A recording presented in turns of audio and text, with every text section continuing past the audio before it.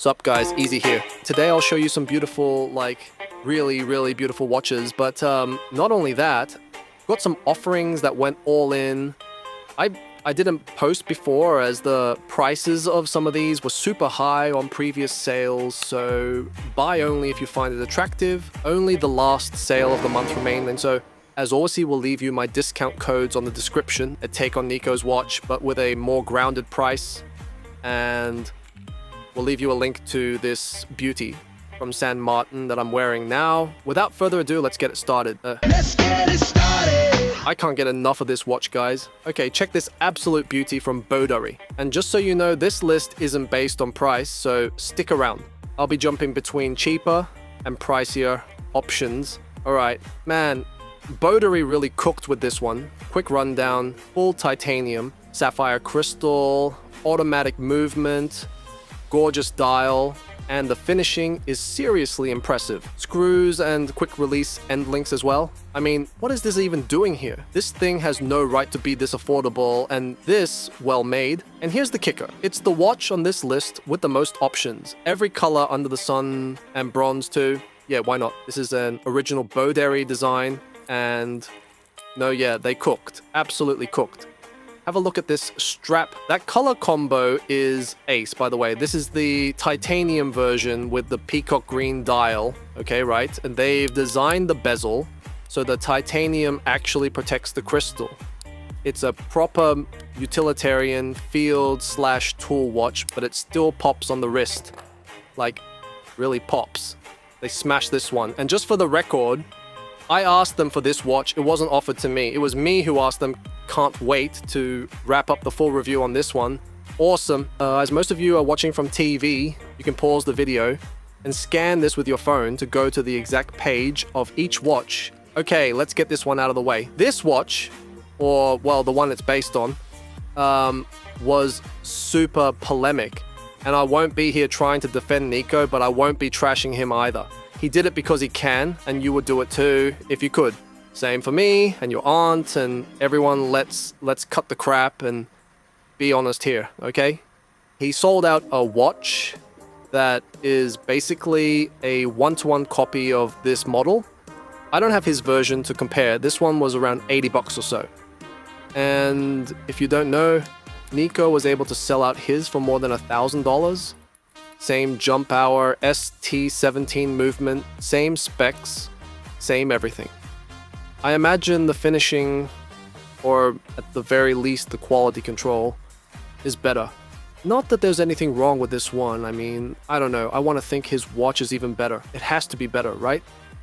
I'll give him the benefit of the doubt. Honestly, out of the 10 reasons I bought this watch, 11 were because it's an exact copy of, but after the fact, it looks way better and feels way better than in pictures. And I asked them on Instagram and they went to hide under a rock. So I don't know if I would buy it again. I probably would have gone for the black version. A friend got the black one and another got the red. From the bunch, I like the black best. If you're thinking about buying one of Nico's watches because you want to support them, but you're not 100% sure you'll like it in the end, or maybe second-hand prices are just too out of whack, you can take a chance with this one and make up your mind without spending too much. I didn't expect to like this watch, not even a little bit, but in the end I liked it a lot, so there's that. Alright, this is another one that is a beauty, pure beauty. These Baltany, I owe these guys an apology because, as I said in a previous video, I thought their crystal was lacking anti-reflective coating, but it was actually the dial that was causing most of the reflections. This one has a shimmering, subdued, just, right, it's a linen fiber texture. This thing is a beauty mate. Check this out here. We can appreciate the glass much better here. The crystal treatment is second to none. Really clear crystals. I asked them as well if they hardened the stainless steel surface on this one too, but the guy told me he needed to ask the engineering department. If they get back to me, I'll write it somewhere on the screen or pin it in a comment. Beautiful watch, beautiful bracelet, very president style. The clasp is not solid or milled, but more than a cost cut, it was done on purpose to make it look more like the watches from that period. The finishing is top. It is a bit more expensive now, but if you like the model, check it out at the link and add it to your cart so you can snap it when the time is right for you. So yeah, automatic NH35, beautifully finished. Is it a bit expensive? Maybe. But grab a vintage Tudor or Rolex and you're paying way more, plus a whole lot of baggage. And a Seiko with the same movement will still cost you more. And it won't touch this level of finishing. Not even close. Alright, next up, this Addiesdive. Basically a Submariner homage, and it's quartz. Cheap? You bet. I think it's the absolute cheapest watch on the list. But for under 50 bucks, the specs you get are seriously impressive. We're talking ceramic, solid stainless steel, multiple color options. I went with black, but check this out. Japanese quartz movement and super hardened mineral glass. And yes, there are different levels of hardness for mineral glass. Addiesdive uses one of the hardest. This isn't like Bambino glass or other budget brands. Even a Casio Duro, which is considered tough, can't quite match it. I've been running this other one as a hard beater since my third video on the channel, side by side with two sapphire watches, and not a single scratch. And the loom, top notch. If there was a best loom per dollar award, Addiesdive would take it, hands down. Honestly, I can't recommend this little watch enough. Screw down crown, solid grip, hacking second hand, full solid stainless steel. No brainer if you are looking for a cheap, nice Subma-like. This is your guy. Okay, let's go to the next. I got this watch as a surprise from Tophill. I wanted one and they sent two. Then they didn't even know what I was talking about. From these days, all Chinese were half drunk. Crazy. Well, if you want to test your luck, maybe you'll get a free watch too. Check the link. Watch looks great. About the brand, I'm not so sure. They say they're Swiss in some places, and they wanted to extort me to send them their watch back. Anyway, this thing is rad. I got it in the middle of my Engelmann review. That monster smashed my belief of what's possible for about $300. Well, this one, although not in the same league, costs half of that and isn't shabby at all. First point for this, it is available. The other one sold out. This has quick release end links too, an on-the-fly adjustment clasp, NH34 movement, ceramic, nice loom, sapphire. It's a little spec monster for the price. My first impression with them, yeah, quite surprised. This doesn't have any surface treatment, so it is tough like, in general, AliExpress tough, but not anywhere near tough as Baltany, let alone Engelmann. But we could say that about almost everything. In any case, I like it. I think this is the right direction, guys. If you like it, go give them some love and tell me some ideas of what to do with the watch. Okay, this is like an Aura 65 homage. This is the one that says it's Swiss. Right now, there has to be a bug with the price, or they switched to Swiss for real. If I remember right, this was about 80 bucks, not more. The watch is very nice, and I love the Ori 65, but that's like 2,000 euros. So if you'd like something similar with automatic movement, great design, solid build, it's quite a solid piece and not too expensive. Usually, give these guys a chance. The glass is beautiful, but it's not sapphire. This is my first watch from them with mineral glass. The last one was sapphire, and I tested it. I haven't tested this one yet, so if you go for it, treat the glass carefully or try to look up a dedicated review or something. I like it. I really like it. But the current price makes no sense. I imagine on a sale they'll reduce it again. Signed crown, the finishing looks nice. The only thing I'm not sure about is the glass, and I would love if they made a black version with date at 6, just like this one. Just saying.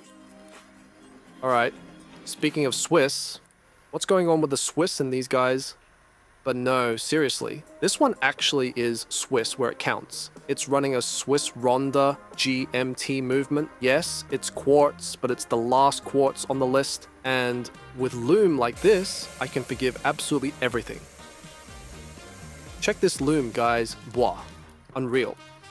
They also do an automatic version, not exactly the same watch, but very close. I've featured it on the channel before. It has excellent loom as well, and it was a bestseller. I'll drop the link for that one too. There's honestly not much to criticize here. Super well made, everything nicely aligned, sapphire crystal, sapphire bezel. It's just a beautiful watch all around. Even the case back is nicely done. Screw down case back and crown, signed crown, and easily one of the best logos you'll find across the store. This one is Cool Watches Only approved. Super nice, super reliable, and an easy recommendation. Okay, next one. For a change, has nothing to do with the Swiss, but it's fire. This WM is fire, guys. You can get it with multiple gemstone dial options, 3 in total. It has awesome glass, awesome bracelet and clasp, screw down crown and case back. It's a hell of a good watch. What this lacks in terms of Swissness, man, I've had a ton of WM watches, and this was a marked turning point in quality. This has more to do with San Martin level finishing than with previous WM releases. Even the loom got an overhaul. I know lots of you have told me it's too expensive for a WM, but I don't know, man. I think it's worth it. For once, it even has a kind of original design. It might take some inspiration from other watches, but still, super well done. I honestly think that alongside Baltany and San Martin, this sits right at the top in terms of finishing on this list.